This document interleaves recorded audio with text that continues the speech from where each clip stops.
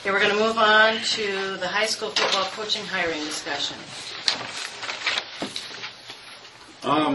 During the reporting of the hiring of the head football coach, I made some statements with regard to Mr. Roscoe, the former head football coach of Frenchtown. In my remarks, I told the board that he was interviewed, and in fact, the reality is that he was spoken to several times.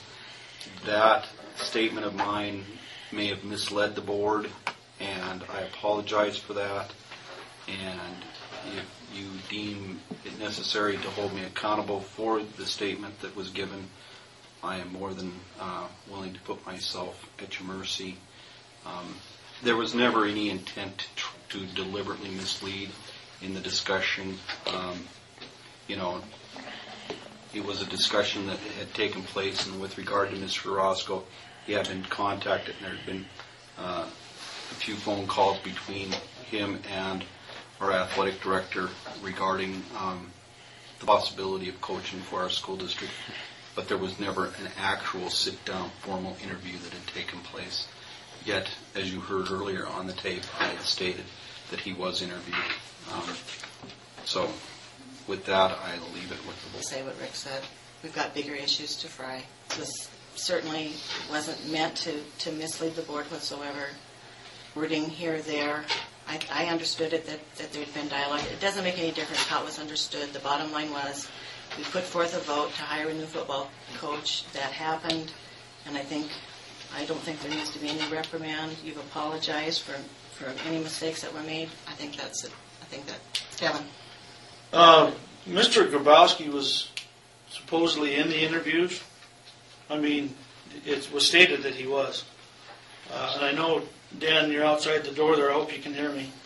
He would correct you if you would. At the meeting where this whole interview process took place, where supposedly Tim Roscoe was interviewed, applied and interviewed, did it dawn on you to maybe stop Mr. McGee that didn't occur? I talked to Mr. Roscoe, Mr. Merlocker had. I probably just misheard what he was saying at that point. I think, thanks, Dan. I think this points to maybe some issues the board should be involved in every interview, at least in a one or two person capacity. Let's just throw it out there for the board. I think other things like this probably occur. We need to be careful. But I'm not making a motion. It's just food for thought. I think we should let our administrators do what we hire them to do. We've had this discussion before. I think the administrators have that authority to have the interview process go forth. The bottom line is we have to trust that what they do as administrators is professional, handled the way it should be. I felt this was. I felt that way with all the interviews that have happened. Yes, I recognize on some boards they're involved in every act of hiring. Personally, I don't think that that's a necessity. I think that's why we hire professionals as administrators to take work. Now, when it comes to hiring a superintendent, that is the board's responsibility. And when we've hired principals, we have had one or two board members be in on those particular issues.